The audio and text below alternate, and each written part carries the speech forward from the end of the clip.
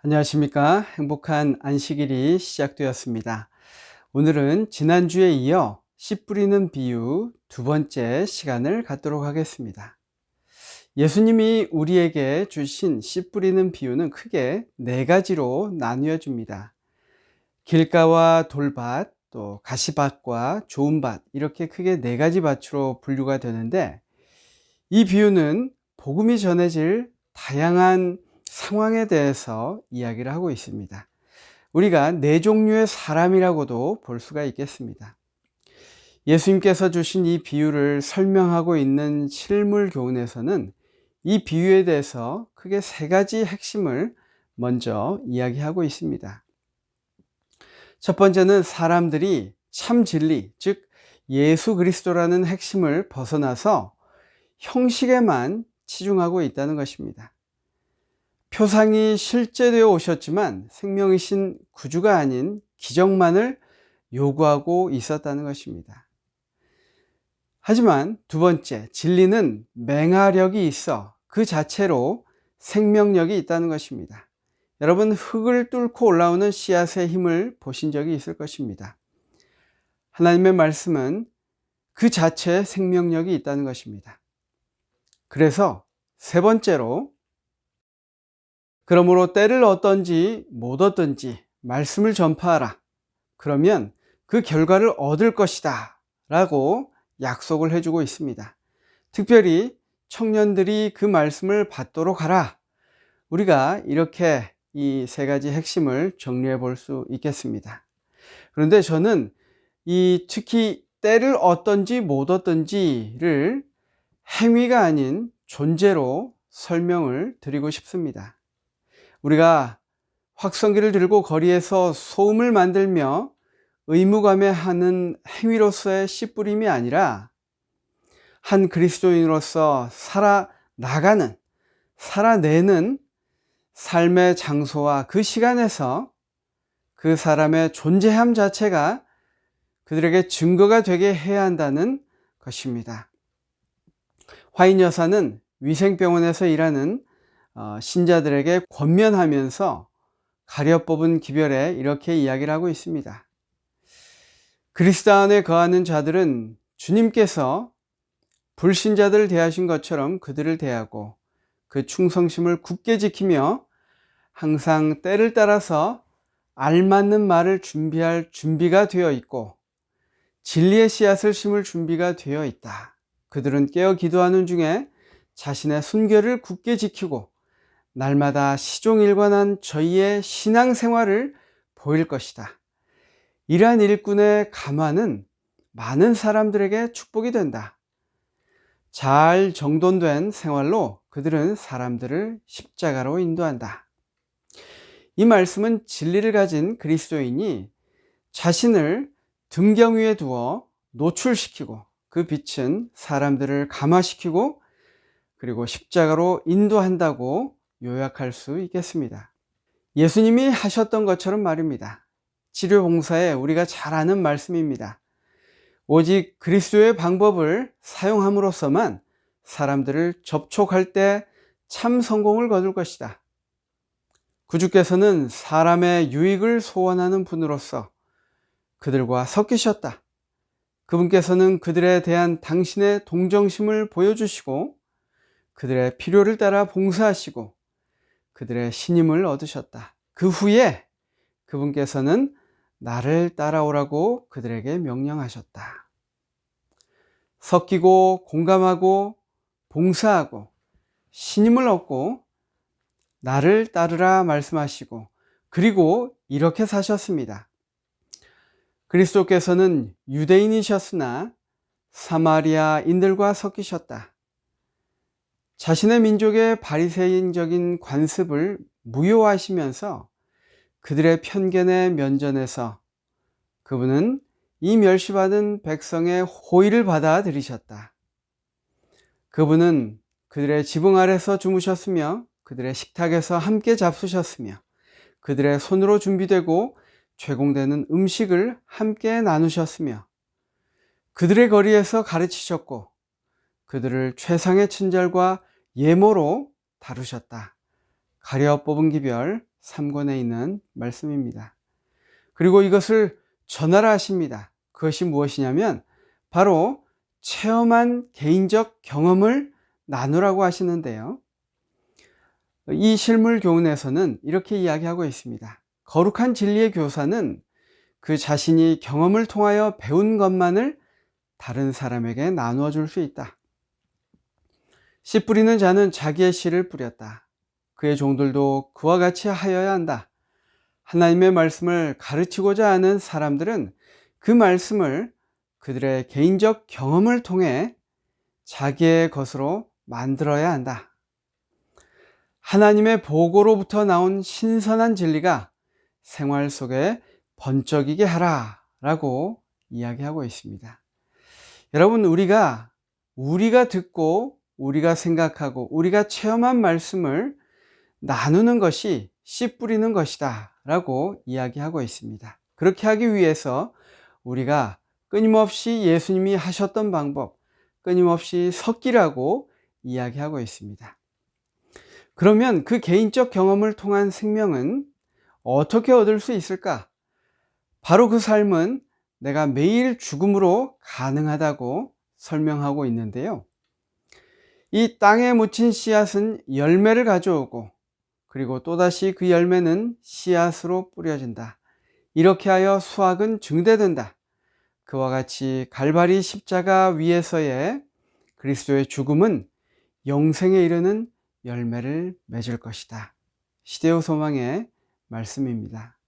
오늘 우리 비유의 말씀을 살필 때 사랑의 절정인 희생을 염두에 두시고 살펴보시면 우리에게 큰 유익이 있을 것이라고 생각합니다.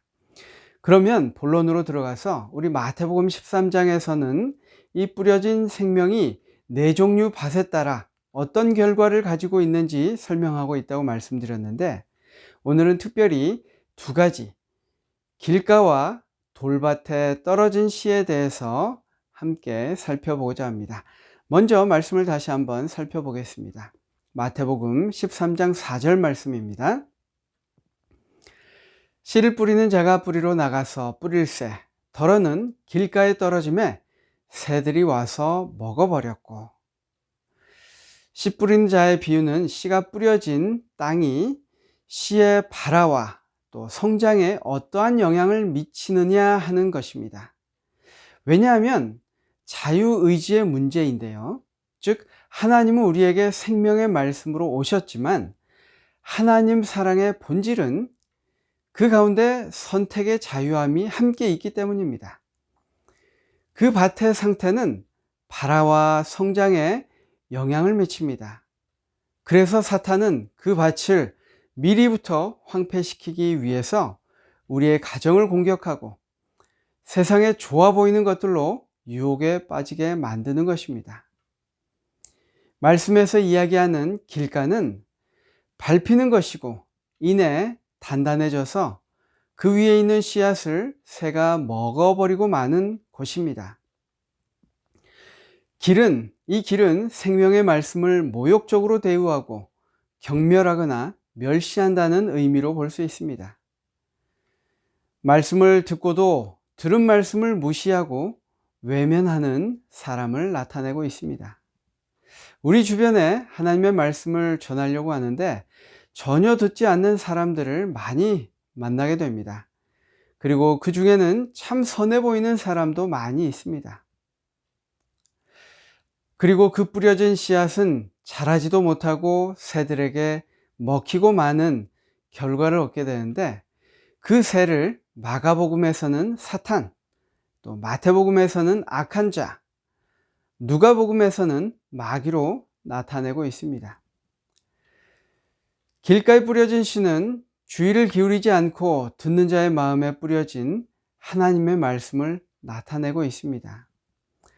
그런 단단한 길은 세상에서 원수가 주는 이익과 또 쾌락과 죄로 단단해져 있어서 죄의 유혹으로 강팍하게 된 자이다 라고 이야기하고 있습니다. 그들은 저희의 부족이나 위험을 깨닫지 못한다 라고 또 이야기하고 있는데요. 그 필요성을 느끼지 못하고 사는 것입니다. 그들은 그리스도의 사랑을 알지 못하고 그분의 은혜로운 기별을 마치 저희와 아무런 상관이 없는 것처럼 간과해 버리고 사는 것입니다. 우리가 흔히 하는 말로 귓등으로도 안 듣는 그런 부류의 사람들을 말하고 있는 것입니다. 그들은 복음에 대한 개인적인 필요성을 깨닫지 못합니다. 진리가 그들에게 아무 의미를 주지 못하는 듯이 보입니다. 그런데 이런 고민이 됩니다. 이런 마음밭을 어떻게 해야 할까? 내 주변에, 내 가족 중에 이러한 사람들이 분명히 있습니다.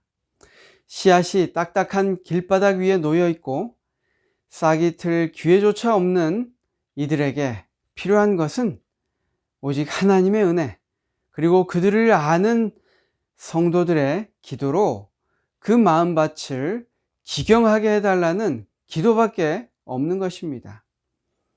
그러한 결과로 우리는 때때로 그 단단한 길과 같은 마음이 완전히 쟁기질되어서 뒤집혀서 파종하기에 적당한 마음밭으로 변한 경우를 우리가 보고 있지 않습니까? 그런데 이 비유에서 중요한 것은 그런 길가 같은 마음밭을 때때로 우리가 만들기도 한다는 것입니다. 새가 길가에 떨어진 실을 재빨리 주워 먹는 것처럼 사단도 우리 심령에서 진리의 씨앗을 빼앗아 가기 위해서 만반의 준비를 하고 있습니다. 우리가 잘 아는 그 예언의 시인의 비유, 사탄도 전도에 참여한다는 그 비유가 여기에서 나오는데, 말씀이 뿌려질 때 천사는 그 마음을 돌이키려 애쓰지만 사단은 마음의 감동을 받고 구주를 찾고자 하는 사람들의 주의를 다른 곳으로 돌리게 하려고 애쓰고 있습니다. 이 말씀을 함께 보겠습니다. 그는 그들의 마음을 계략으로 점령해 비평하게 하고 의심과 불신을 갖도록 조장한다. 설교자의 말과 태도가 청중의 마음에 맞지 않을 때 그는 청중들로 하여금 그 같은 결점만을 생각하게 한다. 그리하여 하나님께서 자비하시사 그들에게 보내주신 진리, 곧 그들에게 꼭 필요한 진리가 지속적으로 그들을 감동시키지 못하게 한다. 여러분, 우리가 다음 세대들, 즉 젊은이들을 하나님의 말씀에 깊이 잠기도록 해야 하는데, 그것을 방해하는 사탄의 대리자가 바로 우리가 될 수 있다고 이야기합니다. 어떻게 함으로 우리가 그렇게 하고 있다는 것입니까? 하나님의 말씀을 전하는 설교를 듣는 많은 사람들이 그 설교를 가정에서 비평의 주제로 삼고 있다는 것입니다. 아이들은 가정에서 그것들을 다 듣고 있습니다. 그들의 마음이 점점 더 소금 뿌린 테니스장처럼 단단해지는 것입니다. 또 같은 그리스도인들을 비난합니다. 뒤에서 속은댑니다. 그런 이야기를 부주의함으로 불신자나 자녀들이 있는 곳에서 한다는 것입니다. 이것이 사탄의 일을 돕고 있다는 것입니다. 다음은 참 가슴 아픈 이야기입니다. 부모들은 왜 그들의 자녀들이 그처럼 복음에 관심을 갖지 못하고 성경의 진리를 그토록 의심하는지 의아해한다. 그들은 또 저희의 자녀들이 도덕적 감화와 종교적 감화를 받는데 그처럼 어려운 이유가 무엇인지 의아해한다. 그들은 저희 자신이 보여준 모본이 저희 자녀들의 마음을 그토록 완고하게 만들었다는 것을 깨닫지 못한다. 좋은 씨는 뿌리를 내릴 곳이 없으므로 사탄이 그것을 빼앗아 간다. 참으로 안타까운 일입니다. 교회 안에서 얼마나 많은 분쟁들이 하나님의 사업을 방해하고 중단시키고 있습니까? 그 작은 상대방에 대한 섣부른 판단들이 발단이 되고 있지 않습니까? 특히 나는 거짓말 못하는 사람이야, 혹은 다 당신을 위해서 그러는 거야 라고 하면서 시작되는 경우가 많습니다. 여러분이 그러시다면 조심하시기 바랍니다. 비난과 비판은 구별해야 합니다. 그렇지 못하면 폭력과 상처가 될 수 있습니다. 비판은 사실에 대한 열린 생각이라고 볼 수 있습니다. 반면에 비난은 옳고 그름에 대한 판단을 포함하고 있습니다. 그 사람의 성격이나 인간성, 성품 등을 근거로 판결을 내리는 것입니다. 재판장이신 하나님을 끌어내리고 자신이 그 자리에 서는 것입니다. 그러한 말은 내 사랑하는 자녀의 영생을 앗아갈 수도 있는 중대한 범죄 행위임을 우리가 기억해야 할 것입니다. 요약드리자면 단단한 길가는 기도와 하나님의 은혜를 구함으로 기경되어야 하고, 또한 주의할 것은 우리가 그런 단단한 길가를 만드는 이 입술의 죄, 혀의 죄를 멀리하기로 결심하게 되시기를 간절히 바랍니다. 두 번째로 돌밭에 떨어진 씨입니다. 말씀을 보겠습니다. 20절과 21절 예수님이 주신 해석을 보면 돌밭에 뿌리웠다는 것은 말씀을 듣고 즉시 기쁨으로 받되 그 속에 뿌리가 없어 잠시 견디다가 말씀을 인하여 환난이나 핍박이 일어나는 때에는 곧 넘어지는 자요 라고 말씀해 주고 계십니다. 씨가 뿌려진 돌밭은 흙이 깊지 못합니다. 싹이 곧 나기는 하지만 그 뿌리가 돌을 뚫고 들어가 필요한 양분을 섭취할 수 없기 때문에 얼마 가지 않아 말라 죽고 마는 것입니다. 특히 중요한 것은 지금 교회 안에 이런 사람들이 많이 있다는 것입니다. 믿노라고 공언하는 사람들 중에 많은 사람들이 이 돌밭 청중이라고 이야기합니다. 우리는 이 돌밭에 돌에 집중할 필요가 있습니다. 말씀은 이것이 이기심이라고 이야기하고 있습니다. 선천적인 이기심이 땅속에 깔린 바위처럼 그들의 선한 욕망과 포부의 밑바닥에 깔려 있다. 그들은 자신을 사랑하는 마음을 정복하지 못하였다. 이 깔려있는 돌짝 이기심이 신앙을 뿌리내리지 못하게 하는 이유라는 것입니다. 여러분은 자신을 사랑하십니까? 너무 혐오해도 문제이지만 이 자기 사랑은 곧 이기심으로 나타납니다. 2009년 한 방송사에서 제작한 인간의 두 얼굴이라는 다큐멘터리가 있었습니다. 직접 보신 분들도 있을 것입니다. 여기서 여러 가지 실험을 하게 되는데 그 결과가 참 재미있습니다. 인간이 얼마나 자기중심적이고 즉 이기적이고 자기를 사랑하는지를 보여줍니다. 하지만 중요한 것은 우리가 그걸 모르고 산다는 것이 핵심입니다. 그중 네 가지를 한번 살펴보도록 하겠습니다. 실험에서 말하는 키워드는 착각인데 첫 번째 실험은 이렇습니다. 여러 사진을 보여주면서 이상형을 고르는 실험이었습니다. 그 사진 속에서 호감이 가는 이성을 고르는 이 실험에서 사진을 골랐는데 그 참가자들이 고른 결과를 보니 대부분이 자신의 얼굴을 이용해 성별을 바꾸어 합성한 사진들을 골랐다는 것입니다. 얼마나 자기를 무의식적으로 사랑하는지를 보여주는 실험인 것입니다. 두 번째는 몰래 로또, 복권을 흘려놓고 길을 가다가 그 로또를 주운 사람에게 돈을 줄 테니 그 로또를 자신에게 팔라고 할 때 여러분이라면 어떻게 하시겠습니까? 그 실험 대상자들은 아무도 자신이 준 로또를 팔지 않았다고 합니다.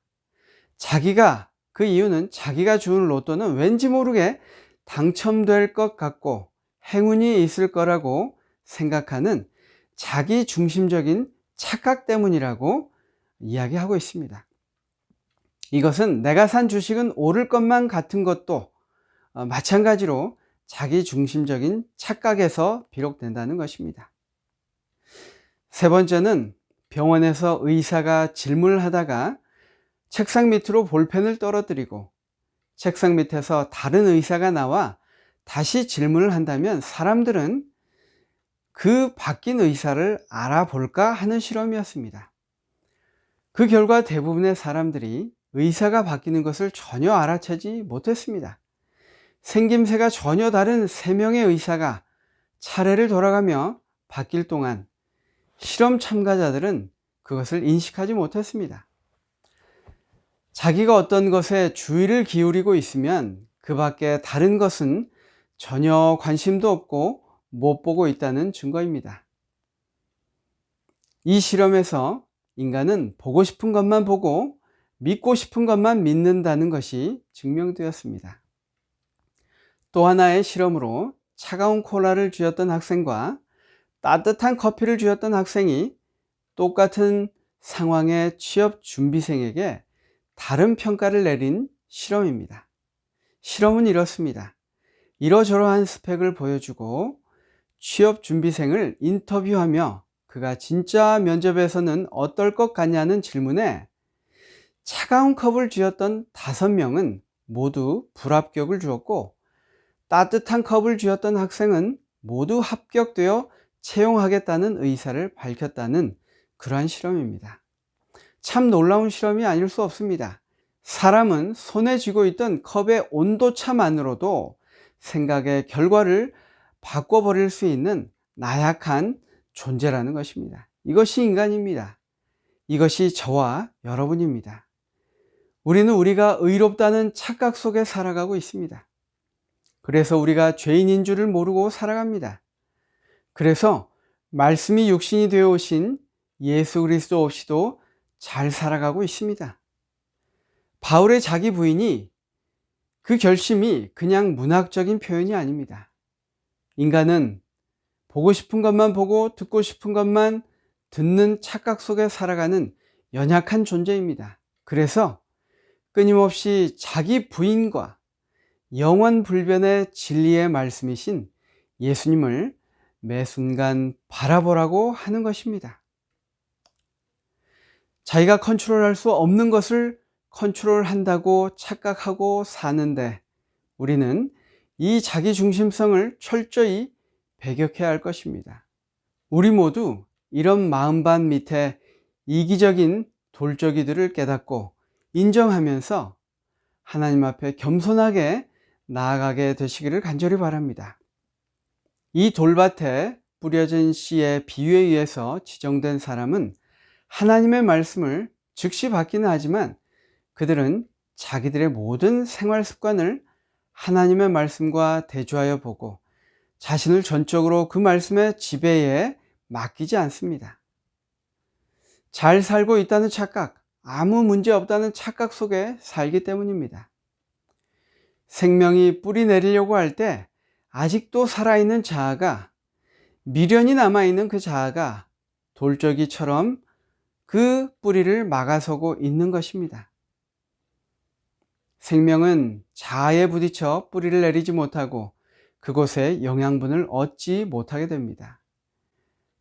그들이 그리스도와 연결되어 있지 않기 때문에 일반적으로 뜨거운 여름 햇볕은 튼튼한 곡식은 더 강하게 하고 잘 익게 하지만 이 뿌리가 깊지 못한 곡식은 시들게 만들고 마는 것입니다.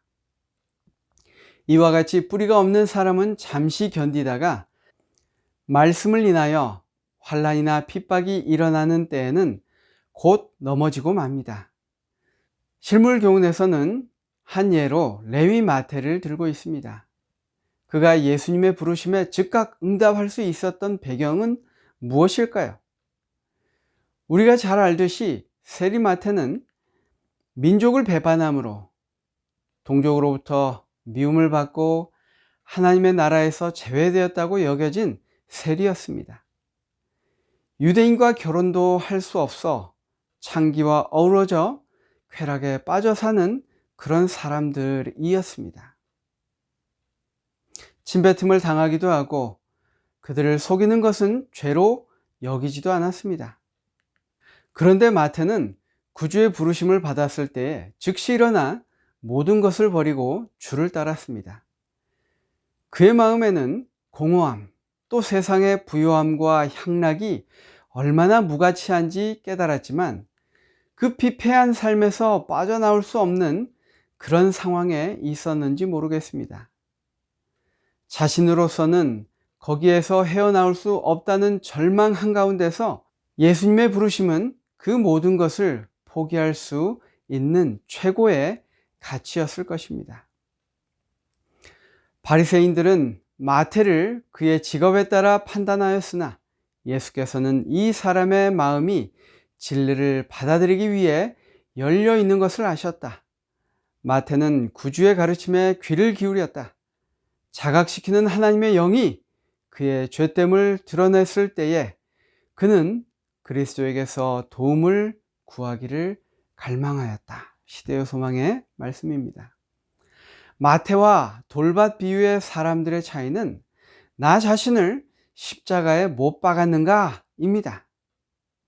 구주와의 관계를 통하여 끊임없이 영양분을 받기로 결심했는가? 이기적인 자아를 부정하고 세상 욕심을 포기하였는가입니다. 이런 돌밭 사람들은 요한복음 3장에 니고데모에게 하신 말씀이 유일한 소망이 될 것이라고 이야기합니다. 어떤 말씀이 있습니까? 거듭나야 하겠다. 사람이 거듭나지 아니하면 하나님의 나라를 볼 수 없느니라. 요한복음 3장 7절 말씀입니다. 죄된 나 자신이 죽고 성령으로 새 사람 되는 그 방법 밖에는 없다고 이야기하고 있습니다. 참된 성결은 하나님을 섬기는 일에 모든 것을 바치는 것이다. 참된 그리스도인 생애를 살아가는데 필요 불가결한 조건이다. 그리스도께서는 전적인 헌신과 온전한 봉사를 요구하신다. 그분은 마음과 뜻과 목숨과 힘을 다하기를 요구하신다. 자아를 소중하게 여기지 말아야 한다. 자신을 위해서 사는 사람은 그리스도인이 아니다. 실물교훈의 말씀입니다. 오늘 우리는 두 가지 비유를 살펴보았습니다. 첫째는 길가에 떨어진 씨앗처럼 우리 마음이 세상 것들을 사랑함으로 하나님의 말씀을 경시하거나 외면해서는 안 될 것입니다. 무엇보다 우리의 자녀들이나 성도들의 마음밭을 입술의 죄로 그렇게 강팍하게 만들지 않는지 살펴보아야 할 것입니다. 두 번째는 우리 마음밭이 돌처럼 생명의 뿌리를 막아서고 있는 이기심이 없는지 살펴보아야 할 것입니다. 착각 속에 빠져서 성령의 인도함 없이도 잘 살아가는 것처럼 보이는 것에 대한 경각심을 가져야 할 것입니다. 결국은 한 알의 밀알이 되어 희생당하시고 다시 생명의 열매를 맺으신 예수님의 사랑을 깨닫는 것이 이 모든 시련과 시험을 견딜 수 있게 해줄 것입니다. 그리고 뿌리 내려 힘차게 자라나는 건강한 우리가 되게 할 것입니다. 이 안식일 사랑과 은혜에 깊이 감동되는 귀한 안식일이 되기를 바라면서 말씀을 마치겠습니다. 감사합니다.